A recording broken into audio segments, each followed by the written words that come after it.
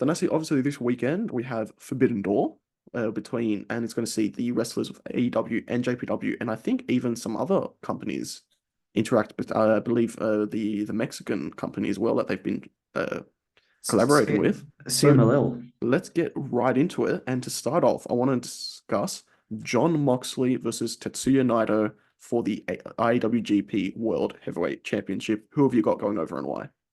Well, see here, I actually thought that we were going to get Konosuke Takeshita being in this one originally, but given that John Moxley won the Eliminator contest at the last pay-per-view, means we're going to get him going up against Naito, as Chris Jericho liked to yell. Look, my view on this one is that this is a collab pay-per-view, so I don't see a lot of a high likelihood of lots of title changes. I think Tetsuya Naito is a very, very well-established heavyweight champion of the world from New Japan. I think he might be one of the few people to have held this new version of the IWGP World Heavyweight. He may have actually been the one to unify it, to unify the old IWGP Heavyweight Championship with the IWGP Intercontinental title to create this new lineage. So it's going to be a big win for John Moxley here, but my personal view is that Mox is not done as IWGP World Heavyweight Champion, and he'll probably drop it at an NJPW event proper instead of at Forbidden Door. So, John Mox. It's interesting for me. I've got Naito going over here, and it's for the sheer reason that I think it's a chance to give NJPW a publicized win within AEW. AEW very frequently wins these bouts and in my opinion, has always gone over.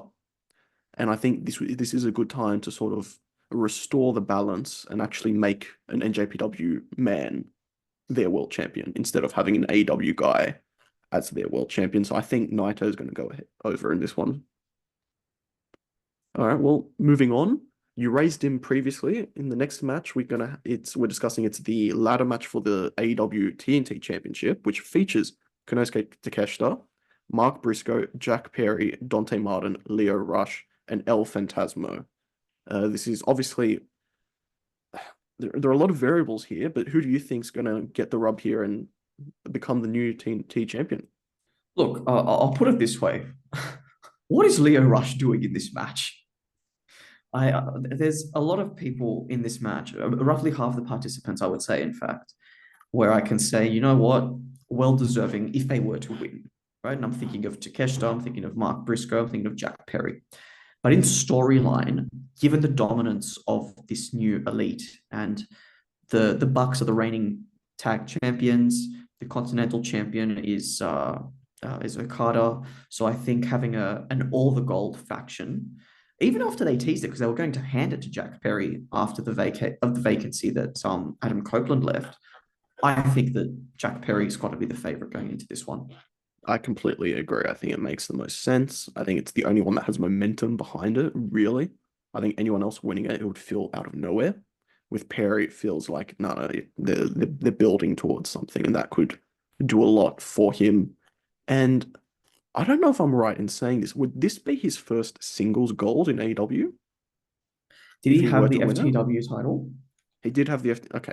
Well, let me rephrase it. Would this be his first, Sanctioned. credible singles title in AEW? I think it would be. So, And it could represent a big milestone for him in his still very young wrestling career. oh, certainly. And he's got the potential for it, right? I mean, we thought that maybe he'd be a stronger world title contender by this time in his career, but there's still time, and he's still finding his feet in the current gimmick as the scapegoat. So let's see where this particular one will take him as part of the new elite. The next match we've got to discuss is Mercedes Moné versus Stephanie Van Keur in a winner-takes-all match for both the AWTBS Championship and the New Japan Pro Wrestling Strong Women's Championship. And for me, this is actually a very easy prediction, and it's part of the reason that I predicted Naito to win the championship from Moxley, and that's because I think Mercedes Moné is going to emerge victorious in this winner-takes-all match. What do you think? I agree. I mean, she hasn't had the title all that long, so to have her lose lose the title just at all is a big deal. Pardon me. I will say this though, it would feel like a certain sense of completion for her to win back the NJPW Strong Women's title because of how she lost it, right? Where, remember how we thought maybe she had called an audible to give it to Willow. So now it's kind of like, let's rewrite history the way it was meant to be, according to Mercedes Moné. So I think it's a pretty easy one for me to go with. I'm going to go with Mercedes. Next up, we've got Zack Sabre Jr. versus Orange Cassidy.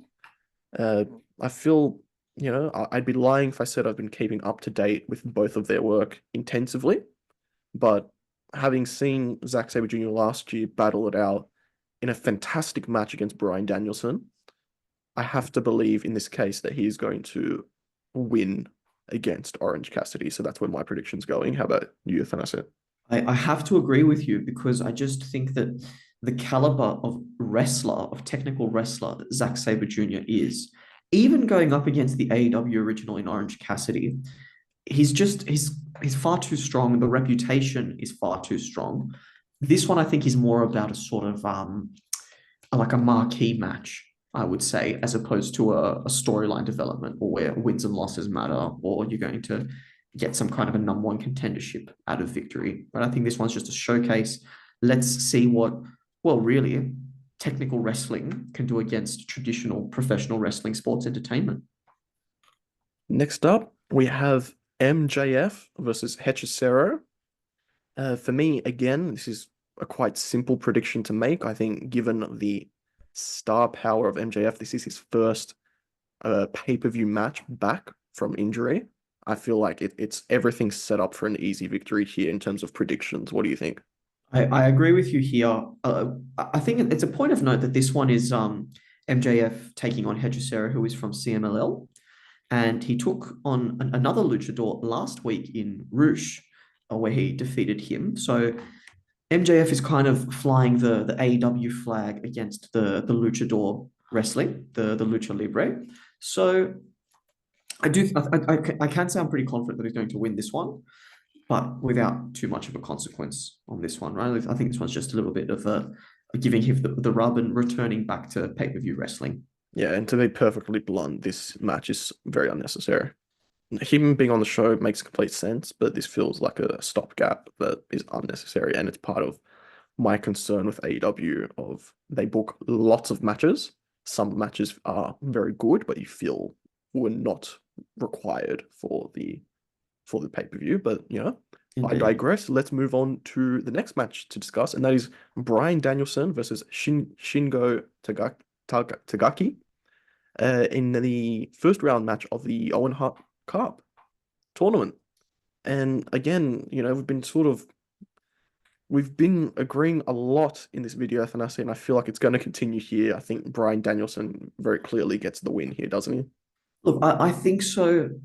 And the reason for it is that, well, the Owen Hart Cup is part of the AEW promotion, right? So to have Shingo Takagi go over means you'd have to keep getting him on AEW television. I mean, I'm not saying it's impossible, but I think it's playing the odds here. You're going with the AEW wrestler to win in the AEW tournament. Like, it's very simple.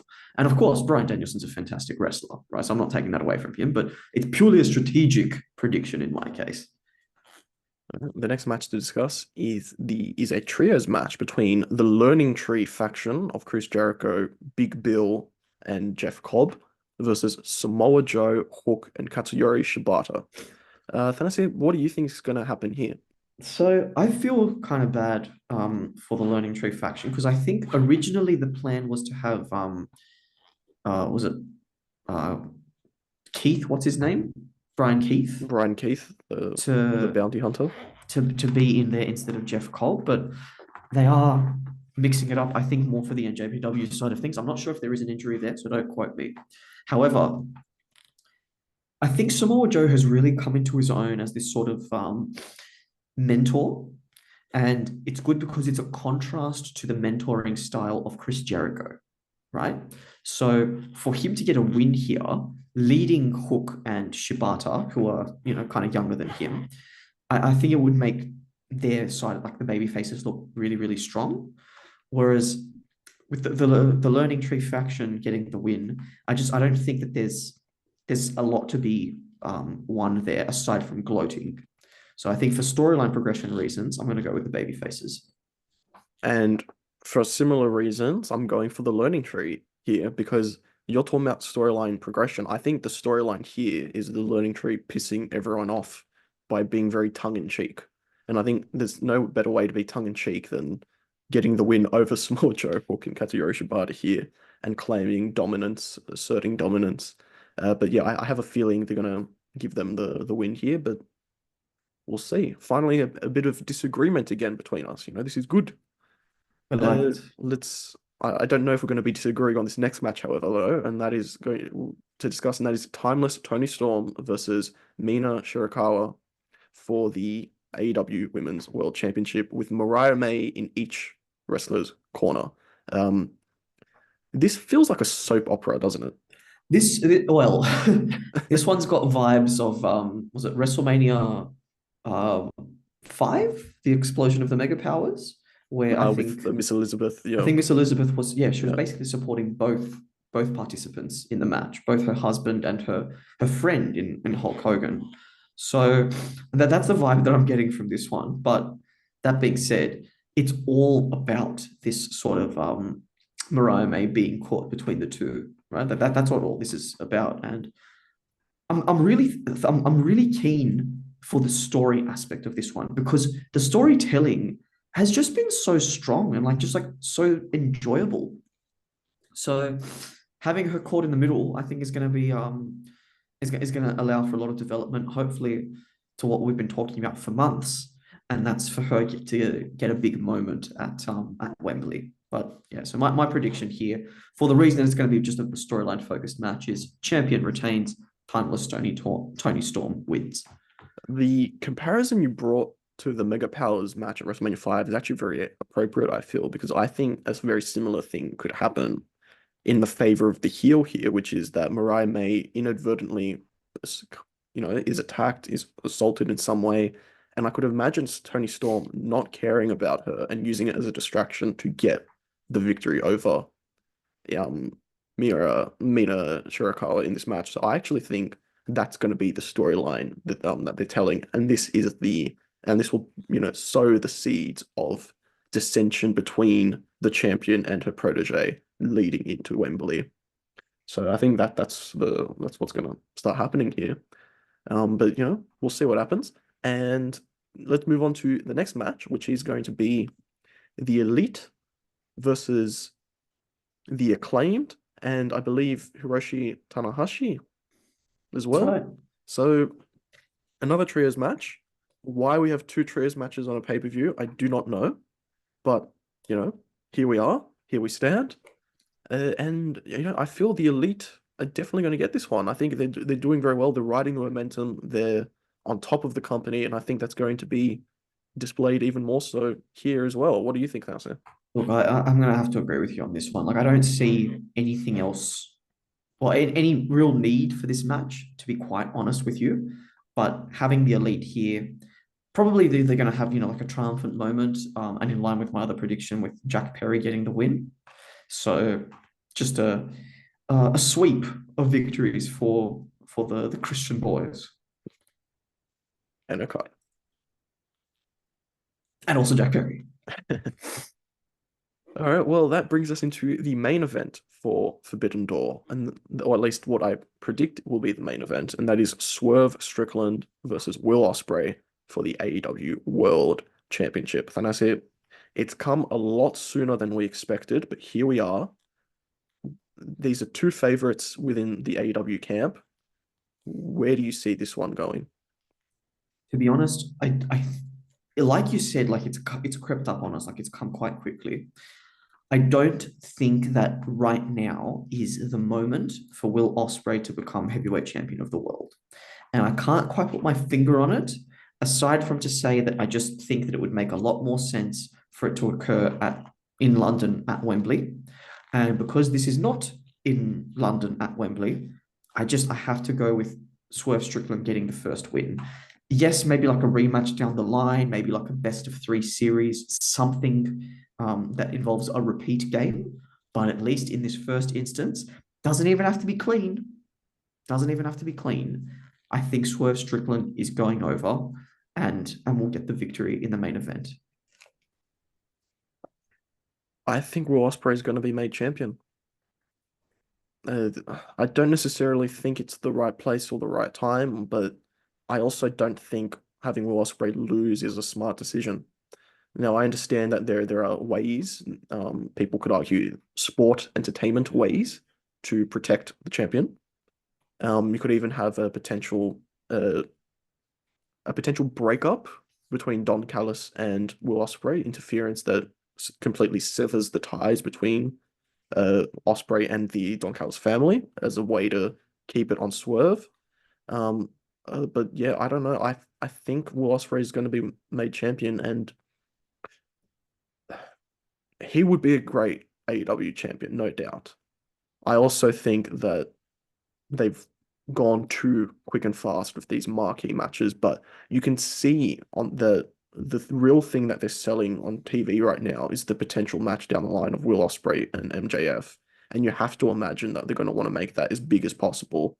And I could even foresee that happening at Wembley. I know that they teased Daniel Garcia versus MJF at Wembley, but things change. I really don't know how this is going to go down, but I think Will Ospreay as the champion is the best bet you have of turning MJF into a bona fide heel again. And I just feel like maybe the time has come where Swerve's going to drop it, for better or worse. Could be there.